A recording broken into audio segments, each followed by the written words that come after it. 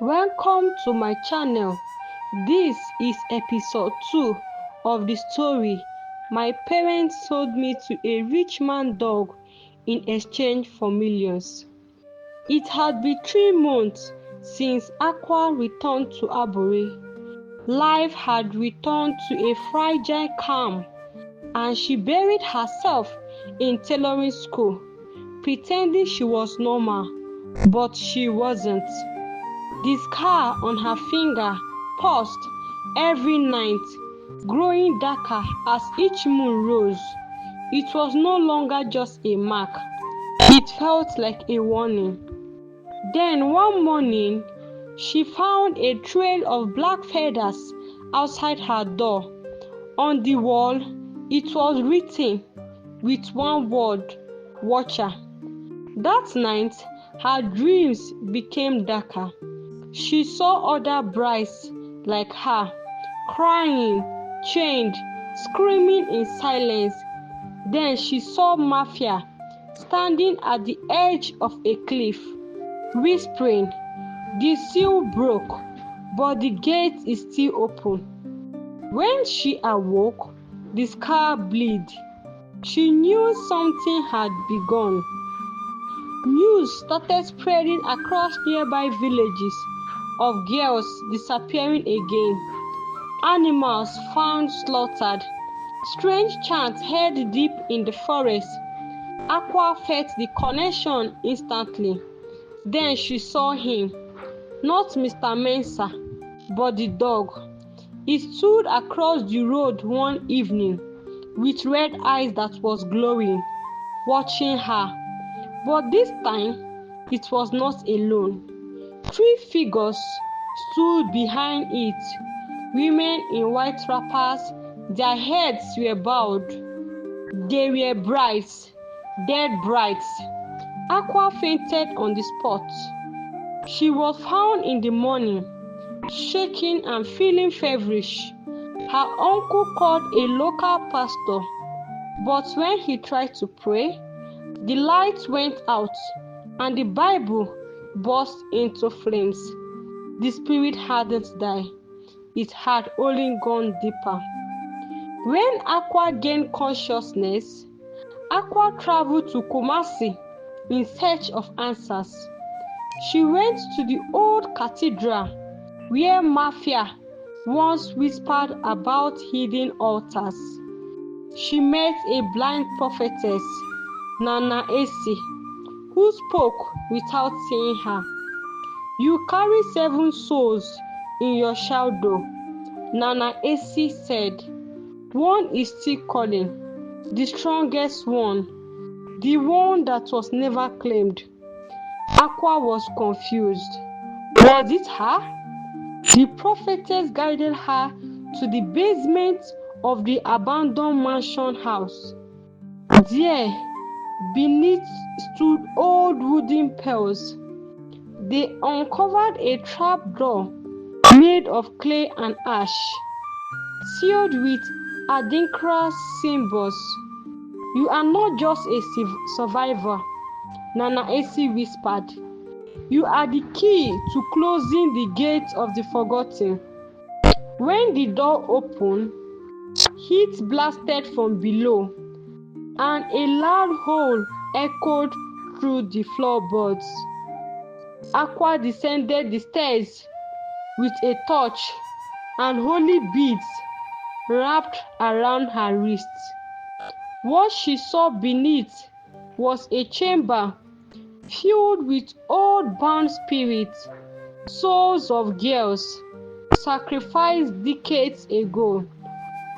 They hovered like mist, their eyes hollow, their mouths were shut. In the center was a throne made of bones, and on that throne sat a beast, not a dog, not a man, but something ancient. Its head was carnal, but its body bore centuries of pain, rage, and hunger. It spoke in her father's voice, then in Mafia's, then in her own. It taunted her with memories. You were chosen for more than marriage.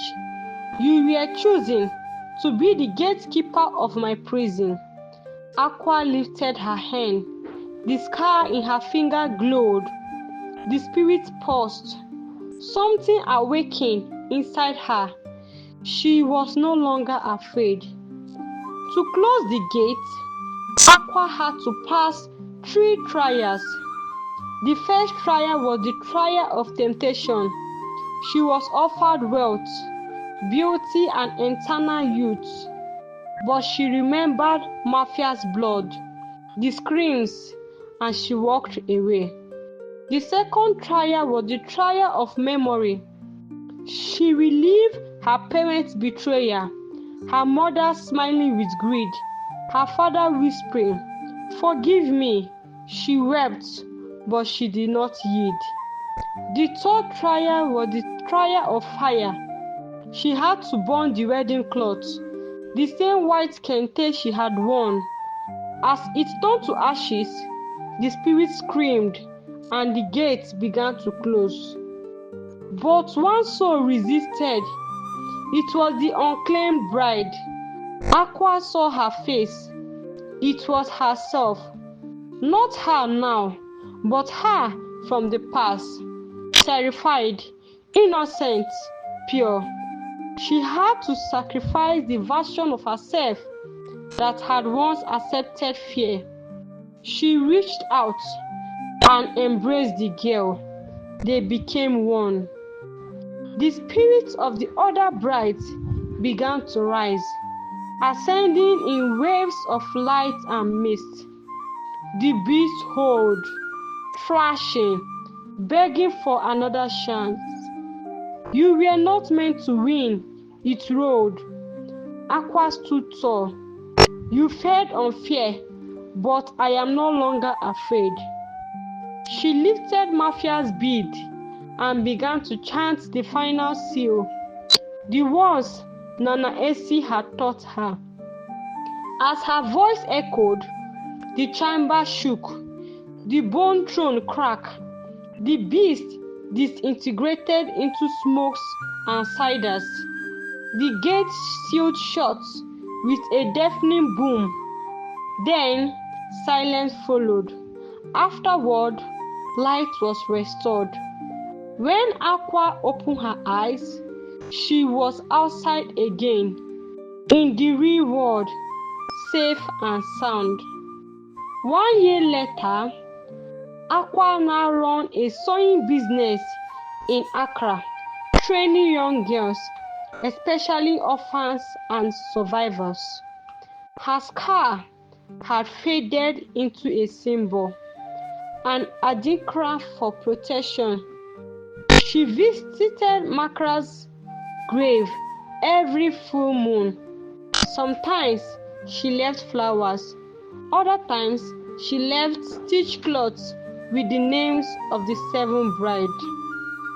She was a guardian now, a watcher of gates, a protector of girls who had no one else.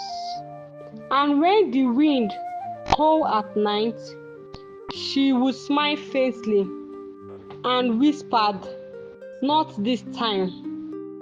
Few years later, she got married to her husband. They lived happily ever after, and they had a daughter. We have come to the end of this story.